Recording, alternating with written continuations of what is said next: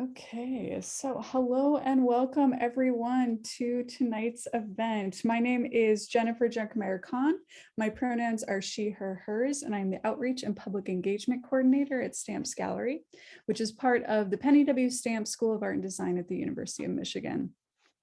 I'm pleased to welcome you all here this evening to the second Envision Conversations between Albion-based artist Michael Dixon and Srimoi Mitra, the director of Stamps Gallery. Unfortunately, Jova Lynne, the Susanne Feld Hilberry Senior Curator at the Museum of Contemporary Art in Detroit, couldn't join us this evening because she's out sick today. So we wish her well and hope she is feeling better really soon. Before I get started, I want to acknowledge that the University of Michigan resides on the traditional territories of the Three Fires peoples, the Ojibwe, Ottawa, and Potawatomi. As we work, live, and play on these territories, we must keep in mind the ongoing effects of colonization, communities' struggle for self-determination, colonial state violence, and the recognition of Indigenous sovereignty. So I just want to start quickly by first telling you about Envision, the Michigan Artists Initiative, which is a new awards program designed to support the development of contemporary artists living and working in Michigan. I want to say briefly, thank you to our funders, the Andy Warhol Foundation for the Visual Arts and the Michigan Council for Arts and Cultural Affairs, for their generous support for this exhibition that is helping us expand the reach of the exhibition through a publication and public programs. The way that the program worked, we actually put out an open call for work, and then in the spring of 2020, Envision jurors Carla Acevedo Yates, a curator at the Museum of Contemporary Art in Chicago, artist and Stamps alum Ken Aptekar, and independent curator and Stamps alumna Lauren Randolph evaluated 259 submissions across the state and selected 5 finalists to receive a group exhibition at Stamps Gallery. The jurors then traveled to Ann Arbor for the opening of the Envision exhibition and selected 1 finalist to be named the 2021 Envision Award recipient and receive a cash prize of $5,000. This announcement will be made virtually on Friday, December 10th. In conjunction with the Envision exhibition, we have organized Envision Conversations. This is a series of 5 virtual events presenting insightful conversations between each finalist of Envision and a leading Michigan-based curator. Through this series, audiences will get a chance to hear about the artist's process and ideas that went into creating new and existing work they are presenting in Envision. Each of the events are virtual and include an artist talk followed by a conversation between the featured artist and curator, which is followed by a public Q&A. For more information and details, please visit our Stamps Gallery webpage on the Stamps School of Art and Design website that I will put in the chat for you shortly to check out. Please note this event is being recorded, so if you do not want to be in the recording, you can go ahead and turn off your video. Also, if you could keep yourself on mute throughout the event, unless you are speaking, we would appreciate that. And you can access live captioning using the button on the top of your Zoom window. For those of you who have not been to Stamps Gallery before, Stamps Gallery is a professionally run art gallery that functions as an incubator and lab for contemporary artists and designers to explore ideas and projects that catalyze social change. Envision, our current show, is on view at Stamps Gallery. It opened November 12th and will run through January 22nd of 2022. So if you haven't been out to see it already, I invite you all to come out and check it out. Stamps Gallery is free and open to the public. Our gallery hours are Wednesday, Friday, Saturday, 11 a.m. to 5 p.m. and Thursday, 11 a.m. to 7 p.m. So hope to see you there sometime soon. Following opening remarks and introductions this evening, Michael will present his work through an artist talk. This will be followed by the conversation between Michael and Srimoi, and then we will open it up to a public Q&A. Feel free to put your questions in the chat throughout the program tonight, but just note that we won't take any questions until the public Q&A kicks off. With that, I'm pleased to introduce our 2 special guests tonight. Srimoi Mitra and Michael Dixon. Just gonna make sure here. Okay. Excellent. So Srimoy Mitra is a curator and writer whose work is invested in building empathy and mutual respect by bringing together meaningful and diverse works of art and design. Her research interests lie at the intersection of exhibition making and participation, migration, globalization, and decolonial aesthetics. Mitra worked as an art writer for newspapers and magazines in India, such as the Indian Express, Art India, and Time Out Mumbai. She was the programming coordinator of the South Asian Visual Arts Center in Toronto from 2008 until 2010. And from 2011 to 2016, she served as the curator of contemporary art at the Art Gallery of Windsor before becoming the director at Stamps Gallery. Welcome, Srimoy. Michael Dixon, our featured artist this evening, is a painter who was born in San Diego, California. He received his Master of Fine Arts in Painting from the University of Colorado Boulder and a Bachelor of Fine Arts in Painting and Drawing from Arizona State University. He is currently a full professor of art at Albion College. Dixon is shown both nationally and internationally at museums, universities, art centers, alternative spaces, and galleries. His imagery explores the personal, societal, and aesthetic struggles of belonging to both white and Black racial and cultural identities, yet simultaneously belonging fully to neither. Michael Dixon is represented by the David Richard Gallery in New York. So with that, I'm just going to... These are some photos from the exhibition that's currently on view right now. And then I'm gonna play this video. I make work about biracial identity. These are some images of me as a kid. When I was younger, my grandfather asked my mother, "Where's that little pickaninny at?" I'm toying around with this word pickaninny. It's a journey through my thoughts and feelings around this word and my personal story and the history of that word in America. You know, I'm biracial. I have a Black parent and a white parent. I don't know my Black parent, who's my father. I'm light complected. I used to have an afro. And so my hair, you know, depending on how my hair was as a kid, you know, people saw my ethnicity in various ways. And that's a space that when I was growing up wasn't, you know, I didn't see people that look like me on the TV. I didn't see people that look like me in the world. And so I think another reason why I make this work is because I think it's important to see yourself in the world. There's a Black context, a white context, but there's a lot of us that are in the middle of that, or kind of straddle both, or neither. So I hope to complicate those conversations. And I think being vulnerable, allowing yourself to tell your story, you know, allows for other people to see themselves.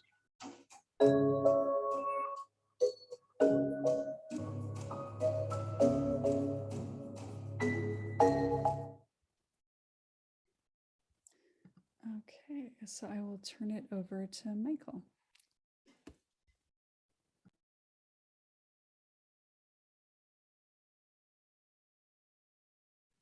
All right, thanks, Jennifer. You can hear me okay? All right, well, thank you. I'm Michael Dixon. And hold on a second, see if I can do this. All right, so I'm gonna start, I'll start off a little bit with my personal narrative, which is the root of all of my work. And I grew up in San Diego, California. This is my mother, Peggy, who's a white woman, and my biological father, his name's Michael Jackson, not the Michael Jackson, but a Michael Jackson. And I didn't know my father growing up. My mother had me when she was 19. And I kind of found out that I was half Black when I was about 6 or 7. This is Joe Dixon on the right. That's who I call Dad. And he married my mother when I was about 2 and had my sister. I threw this image in just because it's me painting, and I became a painter as an adult, so I think it's fun. And as I mentioned in that video, my hair changed a lot, or it changes a lot. Just historically, it's kind of the most ethnic part of my look, if you will, as people try to identify what I am. And so as I mentioned, depending on how my hair would be, and depending on the context in which I would find myself, how people perceived my identity has shifted. And that was always, that was the space that I lived in, where people were kind of constantly challenging or questioning what I was, and sometimes, they would just come out and say, "What are you?" And so as I just turned 40, I'm 45, I'll be 46 here. And so my hair is going away. And so my hair is very, very kinky. And so now that I'm getting these gray hairs, they're very straight and gray. So I'm turning into Doc from Back to the Future. This is what I'll eventually look like. I'm turning into a white man. I'll be an old white man when I get old. I'm going to go through some of my influences. I was in undergrad in the 90s, so mid to late 90s. And identity work was really kind of hot at that point. And a lot of that work really influenced me as a young painter. So Robert Colescott, he's a light-skinned Black man. He was the first artist to represent America at the Venice Biennale. He at the time, he was teaching at University of Arizona in Tucson, and his work, he's using kind of these Black figures that are very kind of racialized figures. His work was pretty controversial at the time. The way he's painting is kind of cartoony. He called it the 1-2 punch. So the way he painted was very playful, but when you actually got up to the work and really looked at it, it was very, in your face. So it would kind of punch you in the face as you absorbed what he was painting. Carrie James Marshall has always been an influence. I liked Carrie James Marshall before he was Carrie James Marshall. Now he's very, very, very famous, but he was a painter that I really, really liked.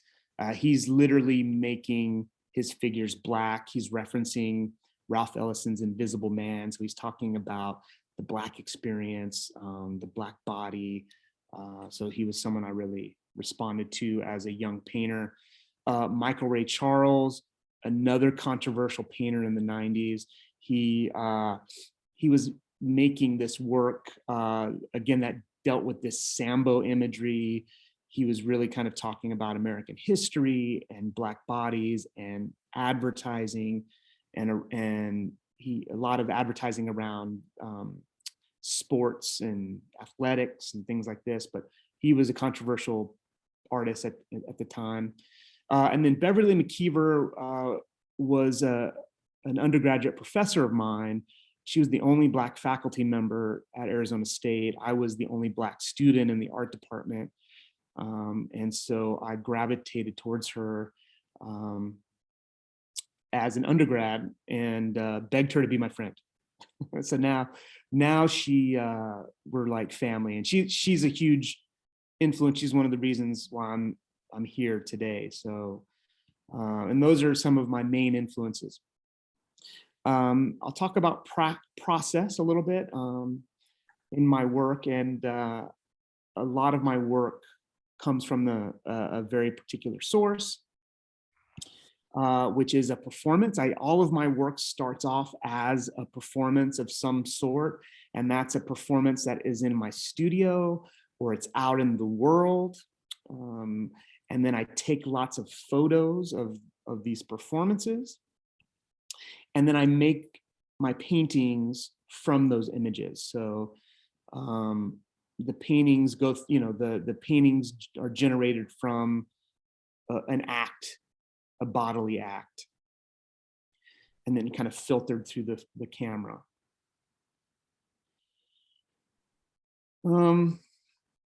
So I kind of picked some of my work to go. I'm going to go through kind of historically some of my work, just an image from each, or a couple images from each place. But I try to collide imagery. I think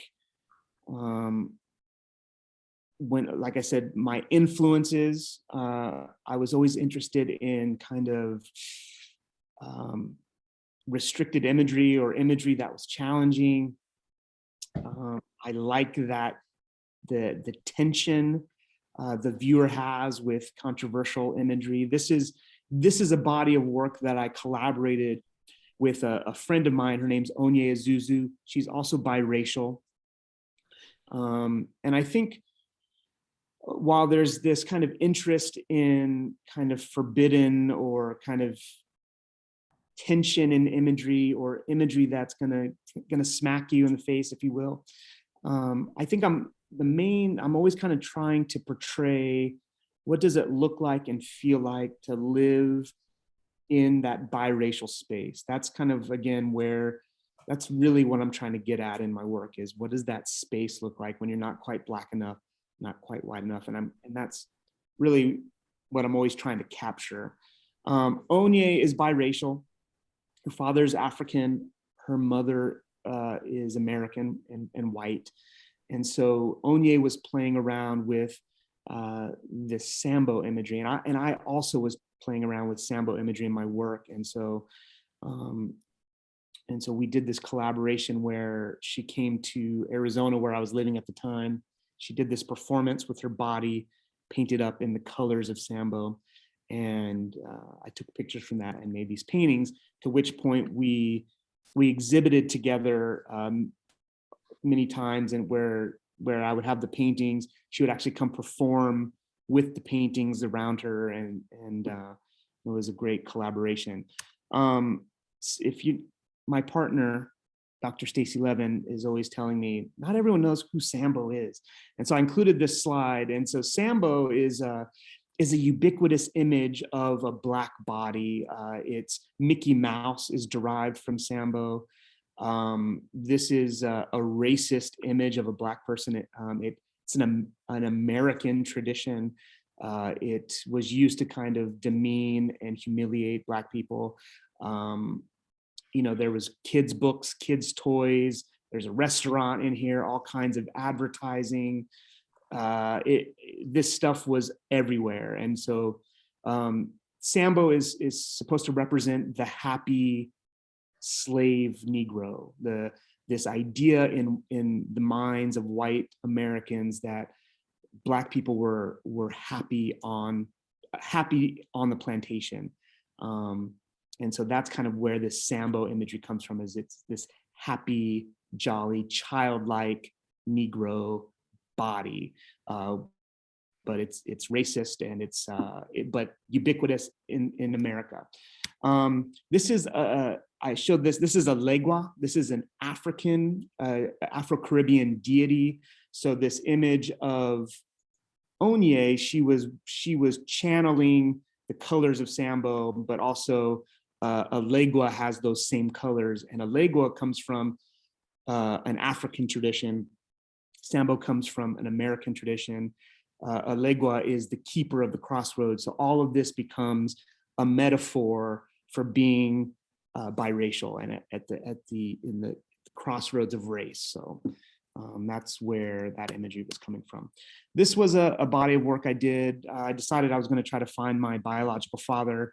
I do figurative work, but I also do a lot of self-portraits. Originally, just because I was poor and I was always available, and so it made sense.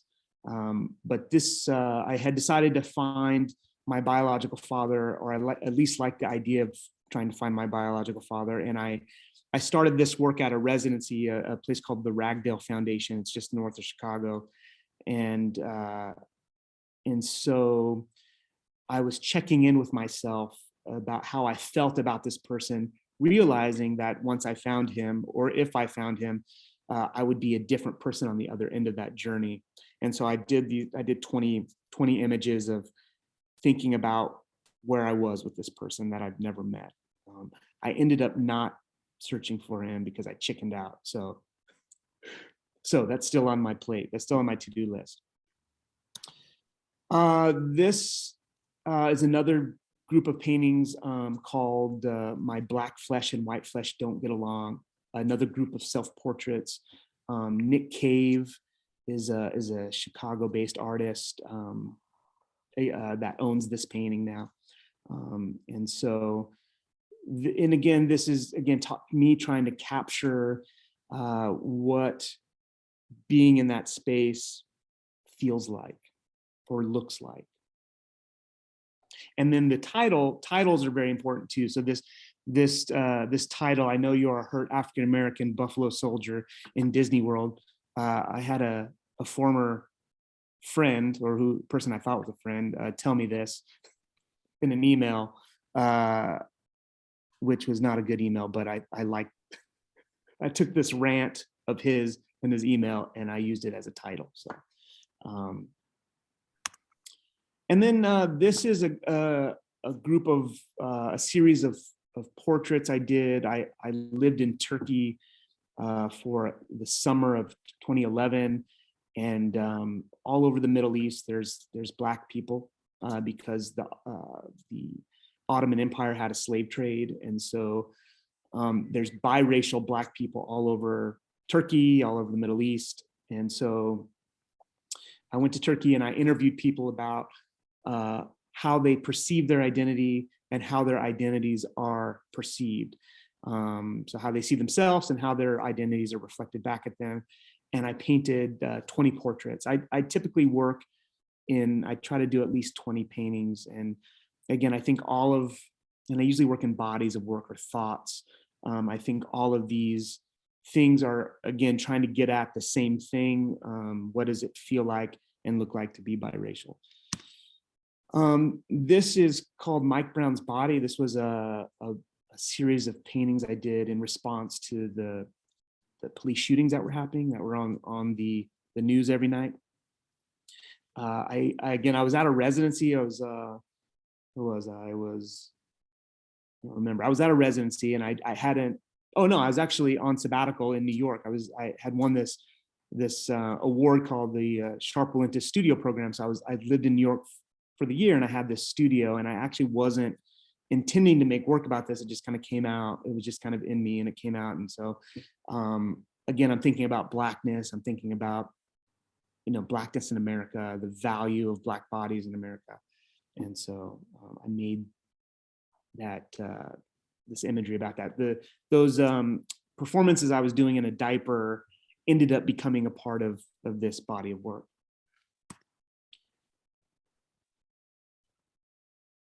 I'm a Black man in a white world. That's a lyric from a song by Michael Kiwanuka.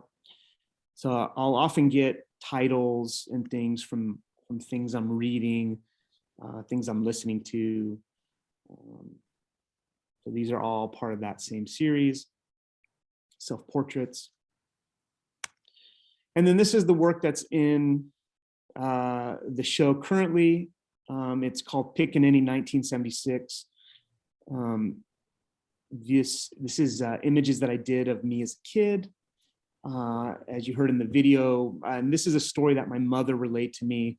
My grandfather was a World War II vet, and my mother's parents grew up in Hattiesburg, Mississippi. And my grandfather came back from the war. He had 6 kids.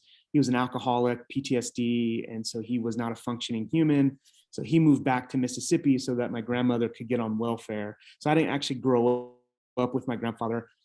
He met me once on a road trip when I was about 2, and he told my mother, where's that little pickaninny at? And which I'm assuming he did as a joke. And so this body of work is riffing off of that personal narrative, that story. And so kind of like the Sambo imagery, pickaninny imagery is ubiquitous. It's imagery that is all over the place. If you looked, it's kind of understood in the American psyche. Buckwheat from the Little Rascals is kind of your kind of traditional, if you're old enough to remember the Little Rascals. Buckwheat is a pickaninny. And so pickaninnies are are typically unkempt. There's no adult supervision. They're typically playing around. And there's this imagery where there's Black kids, Black pickaninnies along the shore, and there's an alligator. And again, this was a form of white humor. So the text reads, "Gator, alligator bait." Right. So these Black bodies are as good as wild chickens. They're no better than that. And so while it's meant to be funny, the implication is violence to the Black body, right?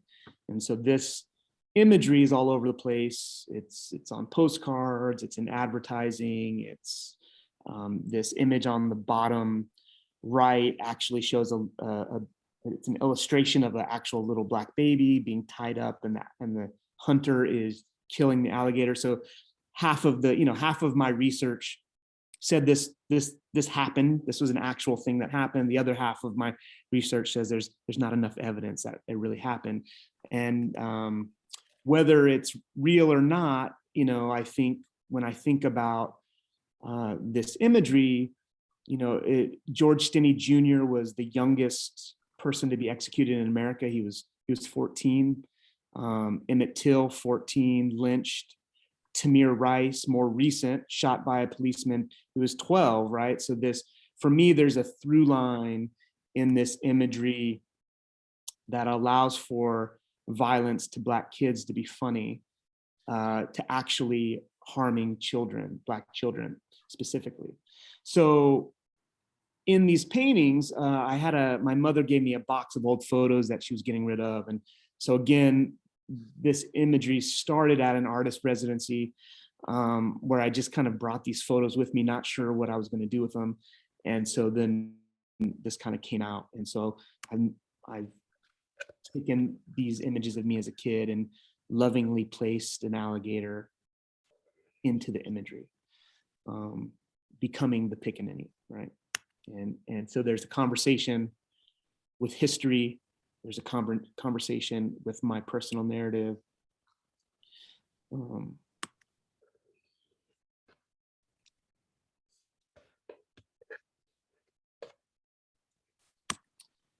right, I think that does it.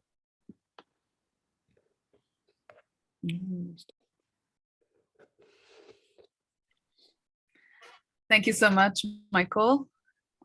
That was, that was fantastic and very insightful and powerful. So I have a few questions, my mind is, thank you for taking us through kind of your journey in many ways, right? From your inspirations to the work that you're working on, sort of, perhaps would this be your most sort of recent body of work then? Would you say?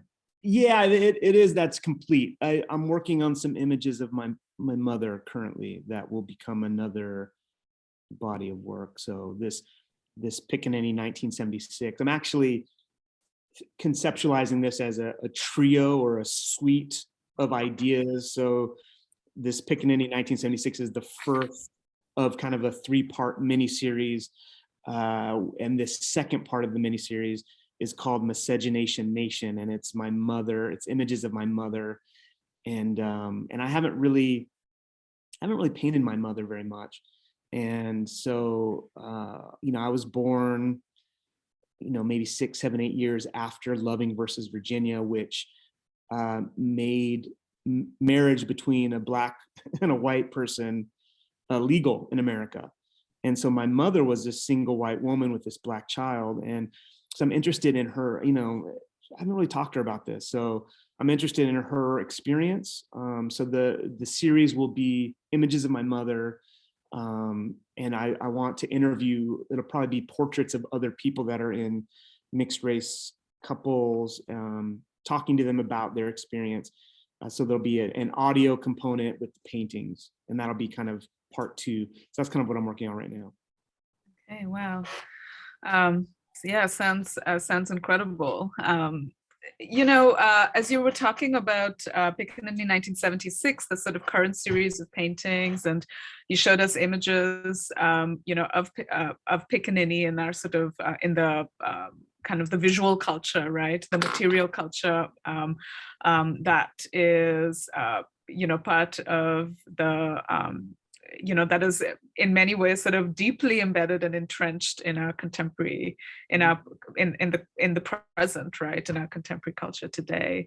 And so can you talk a little bit about, when you're looking at these, you started with telling us, that your paintings are usually, you start with performance, and there's also self-portraits is, has been kind of an ongoing, another through line, another sort of aspect of your work.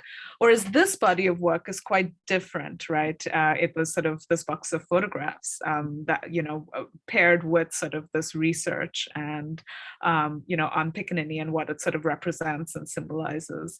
So can you talk a little bit about the difference in that process, rather than working from photographs, but also, while you're working from photographs, I imagine that there's also sort of mining kind of your own personal histories in some ways, and what that process has been like to then actually represent that, and paint that. What has that process been like for you? Yeah, I mean, I think the way I would describe it is that there's always been intuition in my work. I think I've historically been a planner, and where I usually will have these ideas and I plan them out ahead of time, and a lot of times, what's happening is I'm reading something and I kind of, I see images and I'm like, oh, and I write it down and things start to bubble up that way. More recently, intuition has really been driving my work more than planning. I used to have professors that would say, like, listen to your work, let your work tell you where to go. And I would always be like, what are you talking about? Like, I have no idea what you're talking about. And I'm in this phase where I'm listening to my work and I'm letting my work kind of tell me where to go. And so that is a bit of a different space historically than how I normally make work. And so I'm really kind of just going, I'm making things and seeing where it leads me. And so that's the real difference. Like, so for example, I literally brought this box of photos to this residency and I was like, I have no idea if I'm going to use these or not. And as I started to so I was just like, let me take some of these out. Let me just paint one and see what happens. And it kind of goes from there. And so that's the difference, or the kind of the trajectory, or where I am now versus in the past per se. Where I think I would say I was more of like, I had these ideas first and then I made the work from there, where now I'm just like, let me just make this and see. And sometimes things don't land. Sometimes things just, I'll make something and it doesn't do anything and it goes away and it doesn't go anywhere. So. So, one of the things, you've talked a lot about, so there is the sort of almost biographical or autobiographical aspect, right? Or almost search within your work, perhaps, right? That, or inquiry is maybe a better word, that, one can, from, the series, the Sambo performances, where you're in many ways almost embodying, like, the characters are almost sort of embodying the Sambo and then taking it to kind of a different place. And similarly with Pickaninny, your sort of strategic kind of placement of this crocodile, or Alec is a crocodile in these photos. So can you talk, and and by that same and also at the same time, kind of asserting that so there's a tension because at the same time asserting the sort of the importance of representing a mixed race child, right, or a mixed race adolescent or young person, which as you're saying, while growing up, or even that the laws that it was outlawed, like that it wasn't legal until a very, very recently, right? And in many ways, those struggles actually still continue. As you've explored another, with the painting like Michael Brown. So there is a tension in your work, right, where there's a critique, of course, of these heinous sort of the law, that Black babies were, whether or not that's true, that idea is sort of still part of our collective memory, or or ephemera. They exist as postcards. They have been circulated and distributed. So representing that, or the Sambo, the sort of, but through your work, along with, are you embodying, that tension between pushing back with that representation and also embodying, representing a sort of mixed race person, or making more space for Black bodies? Can you talk a little bit about, that tension, that sort of, so in Pickaninny, for example, the strategic, why it was important for you to have the crocodile present in each of those paintings? Yeah, I mean, I think there's a couple things. I think I like this is almost like a Robert Colescott kind of situation, where I like, like that Mike Brown's body painting is one of my favorite paintings. I love that painting. I think it's beautiful, but it's ugly and disgusting at the same time. So I think there's a tension. That tension I'm very much interested in, where it's painted beautifully, or there's something desirable about it, but at the same time it's very repulsive. I think that kind of tension is interesting. I think it makes, again, this gets back to the viewer. I want my work to ask questions. I don't want someone to passively look at my work. I want the viewer to engage in the imagery and ask themselves, like, what am I looking at? Why am I disturbed, or why am I attracted to this? Why is, what is this doll and this hand? Is that a white hand?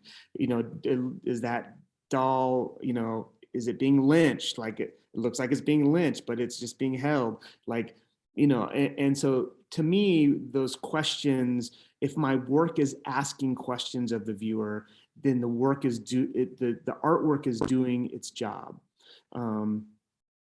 I think it probably has a lot to do with the duality found within me as well, right?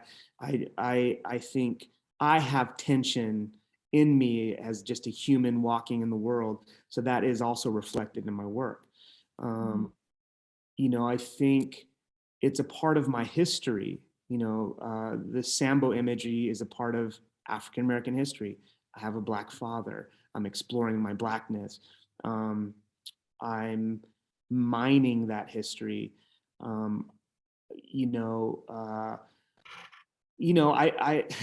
I think a lot of it is also me searching for my own identity in this as well, right?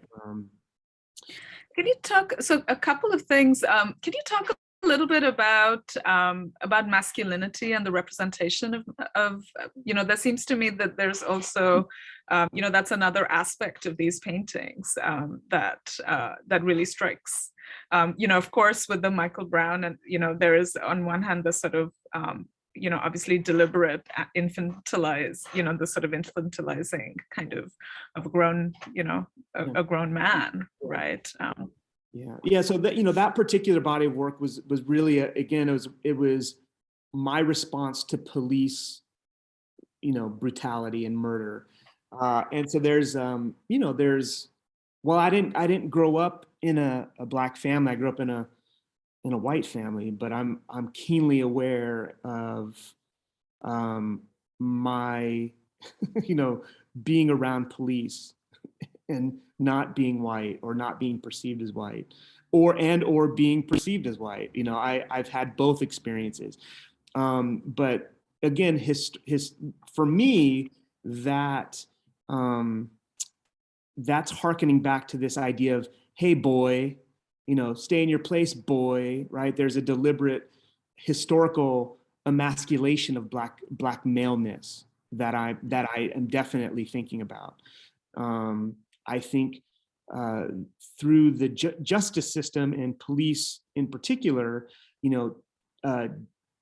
destroying Black families, taking fathers away from kids is another kind of form of emasculation or destroying of the male, these male figures in families, the removal of maleness in these Black families or heads of family, so I'm definitely thinking about that. And that's definitely an intention in the work, with me putting myself in a diaper, this bearded man in a diaper in this kind of baby gear, is definitely speaking to that, more specifically, this idea of the emasculation by police of Black men. How important was it in those works, for example, the performance with the diaper, and then the other images that you showed us from the series? I think I wrote it down. I know you're a hurt buffalo soldier in Disneyland, like that painting, where you're kind of contorting your body, does not feel, I have a guest in the room, it does not feel, feels like you're embodying there's discomfort, even in the making, right? And sort of, and creating the work. Apologies.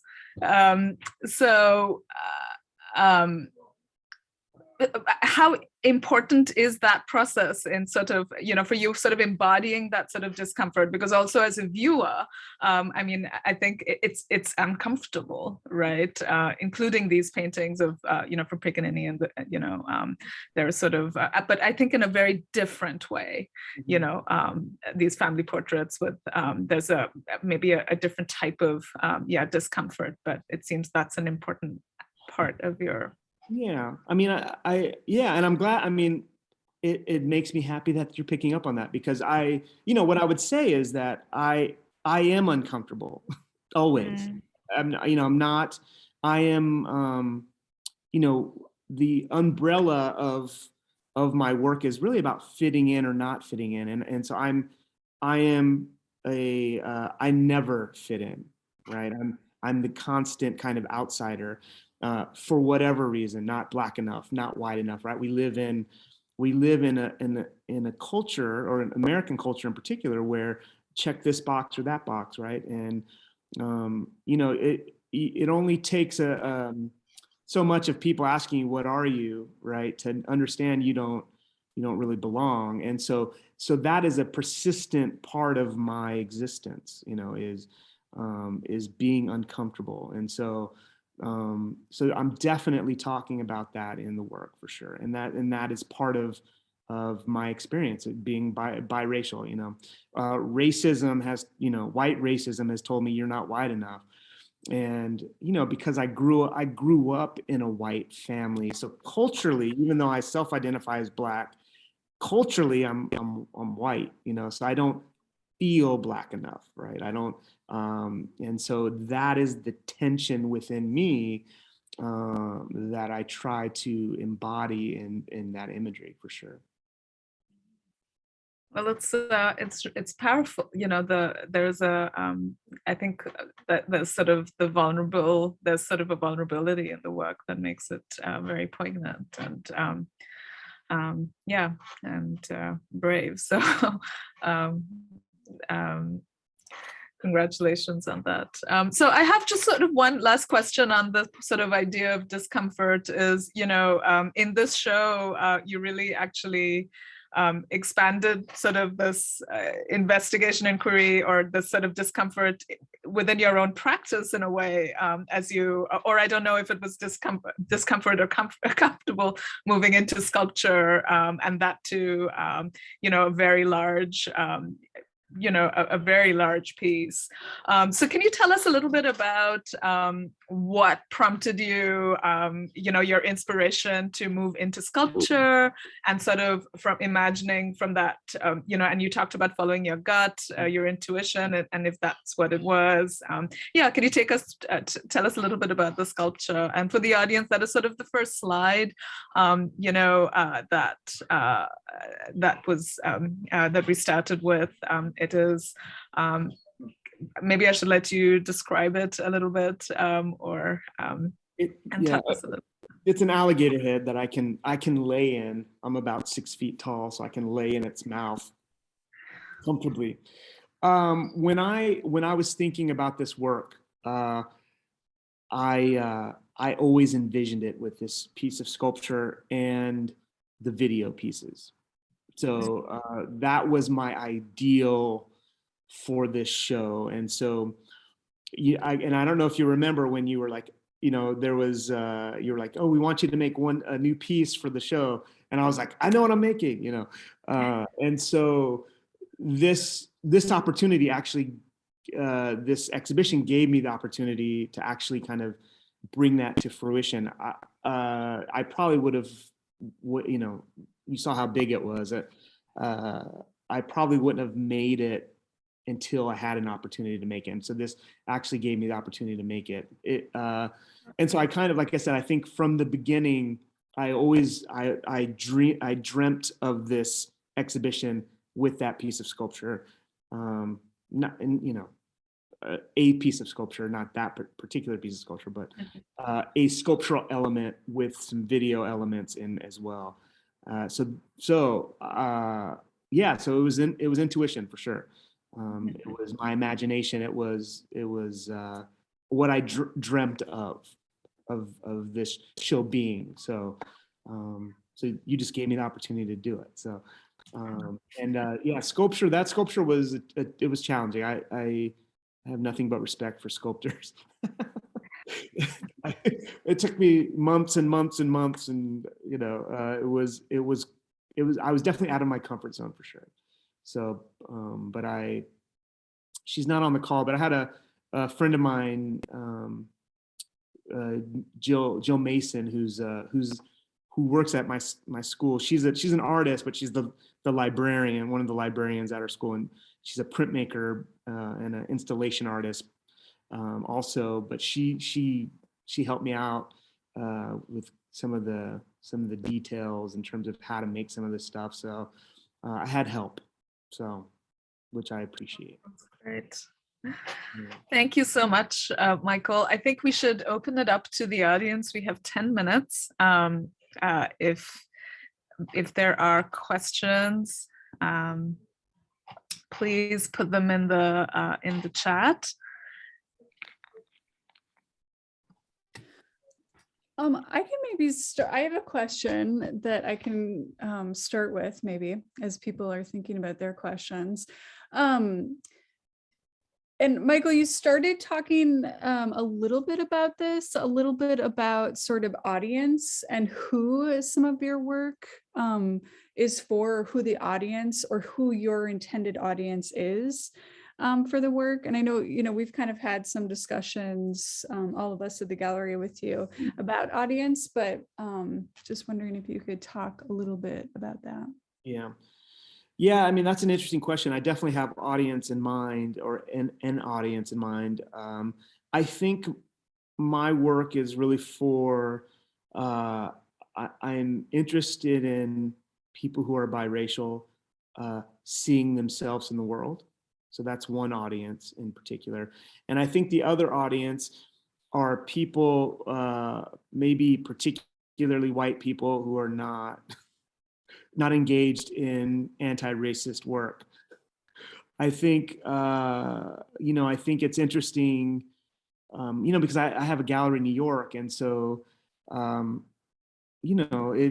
don't necessarily think this work is for Black people per se, who know racism and are familiar with white American history and what that does to black bodies and Blackness. So it's interesting regionally how my work gets seen. It's different.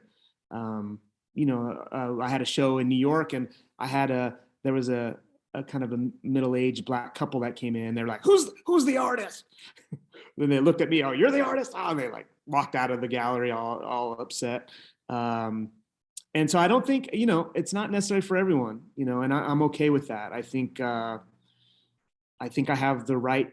You have the right to be offended, and I have the right to offend, and so, but I'm interested specifically in creating opportunities to have this conversation around race and identity. That's what I'm interested in doing. So I'm not necessarily interested in offending anyone, but I think if people walk away and talk about race, identity, racism, I think the work's doing its job.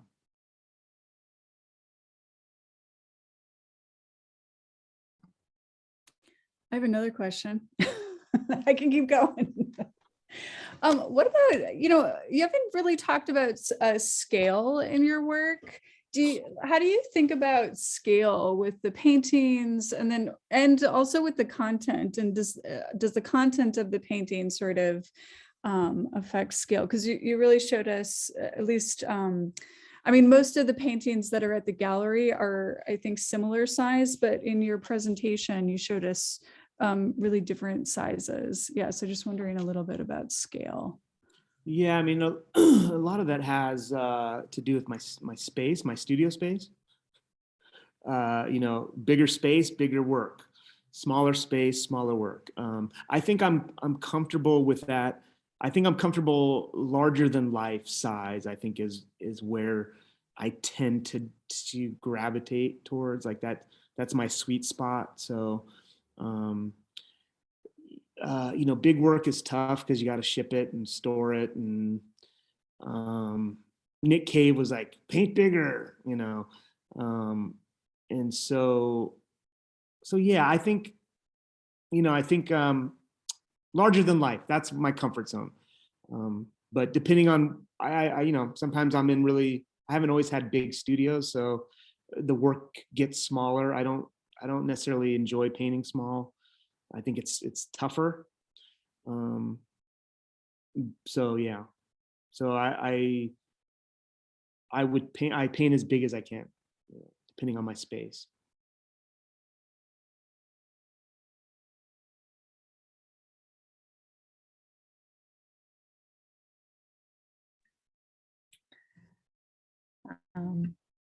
So question about sculpture, just to go back to sculpture, because there's also video, right? Do you see yourself trying to experiment or continue with sculpture, or sort of when the sort of need arises, or is that something a new path? I don't know. That's a good question. I think I kind of find that I'm still trying to be a good painter. So I feel like I'm still learning painting. And so that's, now going, but I enjoyed this process of making videos and making the sculpture. So it could happen again. I don't think I'll make a habit of it, but I think it could happen again, depending on the right situation. That's great. All right, we have a quieter audience today. I have another question. Since Stamps Gallery is part of the Stamps School of Art and Design, and that you are also a professor of art at Albion College, I wonder if you see a connection between your teaching, or the pedagogy, and your practice, or if you kind of see them as two sort of different spaces? Are there overlaps there? Yeah, I mean, because ultimately I'm teaching people the craft of painting and drawing, and so there's a craft or a skill set that's made, like, for example, having to teach linear perspective has made me understand linear perspective better, and so having to teach how to draw proportionally has made me a better draftsman, so there is a connection, and then I'm living what my students want to do, right? So I think that's the connection, is a transference of skill sets. There's some professional development skills that are transferable. There's modeling what it means to be an artist in the world. I think teaching is a great way to give back, right? I think there's a component of that, of teaching the next generation of fine artists. So there is a lot of overlap for sure. Yeah, I mean, I could not teach and be okay, but I think those are the things that that overlap. So. On that note, and maybe, because, maybe we have some students in the audience or emerging artists, do you have, and because, you've spoken so generously about your mentors, artists that you've looked up to, who've influenced you, to those who were your teachers, do you have any sort of kind of words like advice or words that you'd like to share with upcoming, those who are sort of starting out perhaps in the field as an artist? I love this idea, as you said, you're living their life, so clearly, modeling and what they would like to be, rather. So are there sort of any key kind of thoughts or ideas that you'd like to share with folks? I mean, I think that hard work beats out talent any day of the week. I think that figuring out how to make your work is going to be the number one problem that you have to figure out for your whole career. How do I keep making my work? I think nobody does it alone. Find good mentors. Mentorship is the only reason I'm here. I did nothing by myself. I had help every step of the way, and so I think it's really important to find good mentors, to be generous with your time. When I was an undergrad, I volunteered a lot. When artists needed help, I was the first one to be like, I'll help you. I think be generous with your time, jump in, volunteer is important. And I think the energy you put in the world comes back to you. So I think that's important. So, and you got to keep making. And I think the only other thing I would say is you got to do it. You can't do it because you want to be rich and famous. You got to. I think, if you're doing it to become rich and famous, you shouldn't do it. I think you make art because you have to make art, whether you're going to become rich and famous or not. You might be someone that your work never gets seen, and you got to be okay with that. So. We do have one more question. Does the person who, I don't know if they meant to send it to me directly, but I can ask it, or if they want to unmute, whatever you feel comfortable with, I can. Oh, yes, please go ahead. Thank you. Oh, okay, perfect. Thanks. So the question is, Michael, do you feel that the juxtaposition of beautiful painting and disturbing imagery emphasizes the conversation that you hope to ignite? I think that, I would say yes. I mean, I think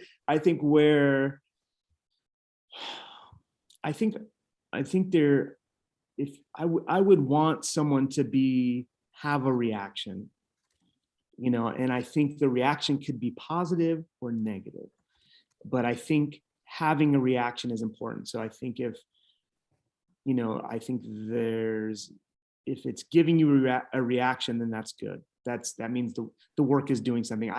I would dread someone walking into my exhibition and just kind of meandering through and not feeling anything, or not, you know, or, you know, that would be that I would have to go back to the drawing board.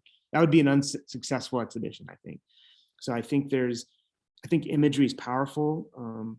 I think, you know, I think that it has, you know, imagery has the ability to make change and stir something in people, and I think that's important. I also think that, you know, being authentic, being vulnerable, I think people see that and react to that and know that when they see it. And so those are all things that I try.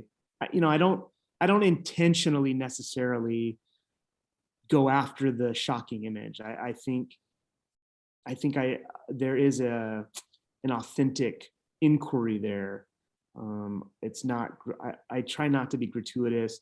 I try not to be, I don't consider myself a shock artist or anything like that. I think I'm using the imagery very intentionally and hopefully in a kind of honest, vulnerable way. And if that stirs something in you, then good. So. Excellent. Great. All right, well, we're a little over 7, you know, right at 7 o'clock, just a little over. So I think, yeah, that's a great place, great question, great answer to that question. Yeah, for us to wrap up. So I just want to say thank you to Shumai Mitra, Stamps Gallery Director. Thank you so much, Michael Dixon, for the presentation. Great conversation. Thank you all for joining us this evening. For this event. Thanks for being here with us. And I just want to say also to please join us next year, January 11th, 2022, for our 3rd Envision Conversations event with Hamtramck-based artist Kylie Lockwood and Craig Hadley, Executive Director and Chief Curator of the Dennis Museum Center at Northwestern Michigan College, which is way up at the top of Michigan. Yeah, thank you again. And please come and see Envision. It's up until January 22nd of 2022. So hope to see you there. Thank you. Thank you. Thanks, Michael.